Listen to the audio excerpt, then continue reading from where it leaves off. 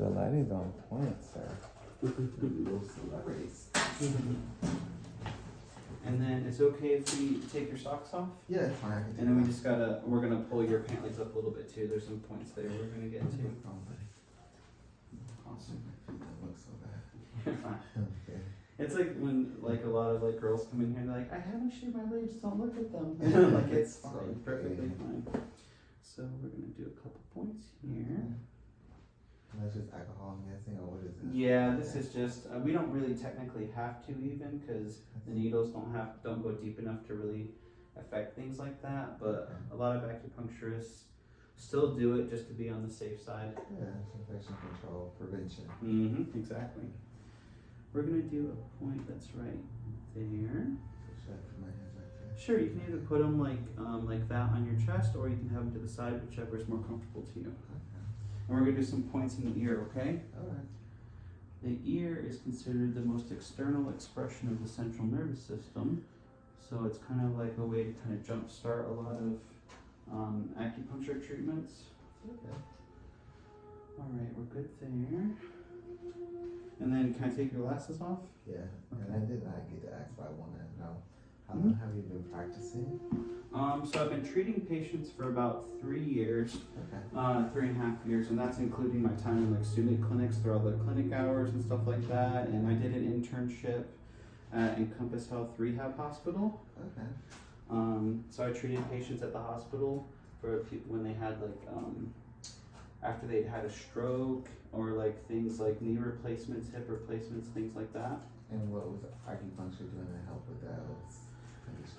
So there's a lot of cool techniques that are called like scalp acupuncture, and they help to like increase people's mobility. They help to reconnect like the neural pathways in people's minds and like the blood circulation. Of evidence that is. Oh, there's a ton of research out there, yeah. Okay. If anyone ever wants to look things up, I mean, almost every, published health magazine, published health research site, anything has a lot of research on acupuncture. People think that it's not really well researched, but if you just do a quick search or even try to read some stuff, you'll find it everywhere. Well, that's good. I like the idea about the neural pathways. Mhm. I guess. Yeah, and a lot of research people, people talk about in a Western sense, not only does acupuncture affect the central nervous system, it also affects the peripheral nervous system. We can affect the production and movement of hormones and neurotransmitters, and this is all based off of research that's been done. That's good. In Chinese medicine, we talk about things like moving qi in blood or affecting the organ channels or pathways, things like that. So, just depends on how you want it explained to you, Yes. Some people are more comfortable with Western. Some people know some stuff about Chinese, so they can understand some things like that too. What helped you get involved in this alternative or Chinese medicine? Why did you choose this path? I've always had kind of an interest in Chinese, Japanese, Korean culture, and when I was doing my bachelor's in alternative and complementary medicine, one of my teachers, some of the classes they did was related to Chinese medicine, and my teacher was an acupuncturist, and she had gone to the school I went to in Sarasota eventually. She said, hey, there's a school here. I think you'd do really well at it. And I said, well, acupuncture is pretty fascinating, so I could definitely give it a shot. And I went to school, I loved it, stuck with it, and finished out the program. Okay. It's a really cool, alternative to a lot of Western things, which I think health should be a good mixture of Western and Eastern. Yeah. So, but I think it can be a good alternative for, so people don't have to get on opioids or, helps people detox from a lot of things like smoking or drugs, helps people with PTSD, anxiety, so many things.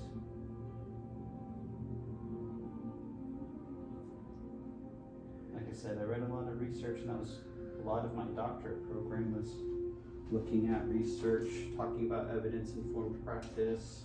Did you publish any research? I haven't, but I look to. Okay. I'm hoping to, because a lot of things, since I'm kind of just starting my own practice and everything, I hope to eventually publish. I want to really focus on the effects of acupuncture for a lot of people who are veterans and stuff. There's already a lot of good research, but I like to focus on some of the things that I practice, because there's a lot of different ways to practice acupuncture. Are you a veteran? I am, yeah. Oh, thanks for your service to the yes.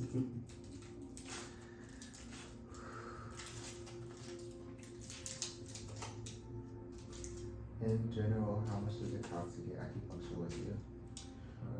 So the first initial visit, which is usually longer, is usually like $150, and then every returning visit is $120. And then there's always things like if you want to get herbs and stuff, we can do herbal formulas, get them drop shipped from suppliers and everything. Okay. I'm gonna do this one right here.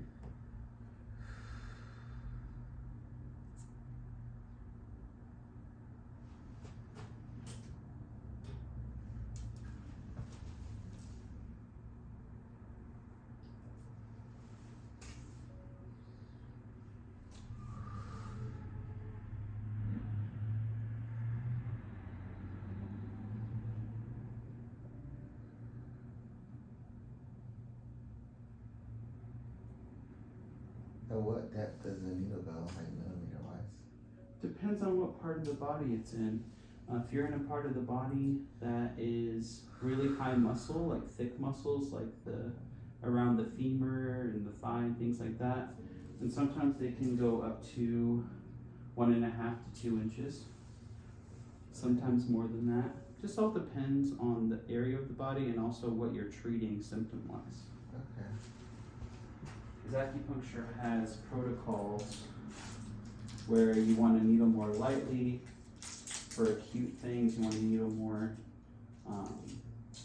deep for chronic things. So a lot of different rules and ideas to think about. Okay.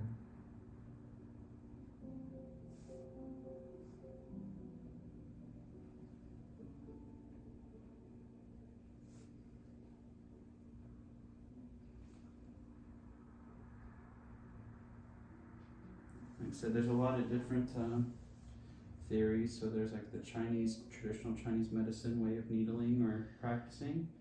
And then there's like Japanese style, Korean style, a lot of different things. How can acupuncture help manage like the appearance of like anti-aging benefits? And what can we do with acupuncture that will help us look well physically, you know, with our skin? Sure. Well, acupuncture, of course, is a holistic practice of medicine, so it takes the whole body into account. Okay. When it comes to vitality, not only of the body and the organs, but also of the skin, you have to take the whole body into account. Okay. So when people do cosmetic acupuncture, not only do they do points on the face, because of course that's where the wrinkles and things are, but they also do points further on in the body that affect the organs, that the meridians that run through the face, Okay. so they can affect it. So it's an overall treatment. There's a lady that's based out of Lakewood Ranch who is a very world-known expert in cosmetic acupuncture. Her name's Michelle Gellis, and she has a lot of cool programs. And there's a guy named Mai Zen who is also one of the world authorities in cosmetic acupuncture. A lot of people take his classes to learn things, but it's not just about treating local, it's about treating the foundational points and organs as well. To bring what we call Shen to the face, which means spirit. So kind of those ideas in it as well. Okay. So what we do for acupuncture is, now that we have these needles in, We let you sit for about 28 minutes. Alright. And that's one cycle of the chi through the body. So we make sure everything gets activated. Do you prefer it to be pretty dark in here, like closing this blind and just having that lamp on, or do you like some light in here? I think the light is fine, the way it is fine. Awesome. May I ask briefly about sexual health and how Sure. acupuncture can affect libido, Mhm. erection, and Yeah. performance, I guess? Sure. So those are some pretty common things that some people get treated for acupuncture. So in Chinese medicine and acupuncture, one of the big things about libido and sexual health, not only for men but also women, is what's called the kidney. The kidney is the main source of our vitality in the body according to Chinese medicine. So sometimes kidney yang can decrease as we age, and the gate of life, which is the Ming Men fire in the kidney, and as that starts to diminish, your yang diminishes, and then you start to notice things like decreased libido. You start to see sexual health problems, like you were saying, the decreased ability to get an erection, but also we look at things like blood flow, which is also kind of like the Western that thinks about that as well.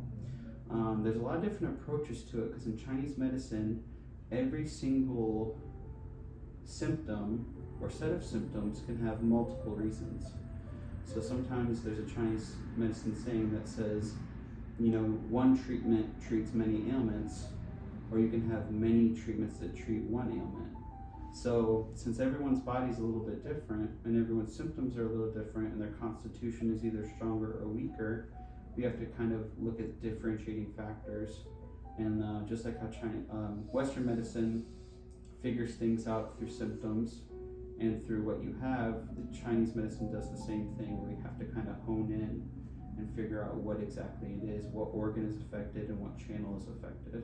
Okay. But mainly kidney is the big thing for things like that. Alright. Alright, well, we're gonna let you sit here, okay, and rest for a little bit. Do you mind turning the camera off? You just Sure. got it, Just hit the pause button here, stop. Oh yeah, you can also do the one on the side of power down, or Oh, yeah. just Sure. thank you.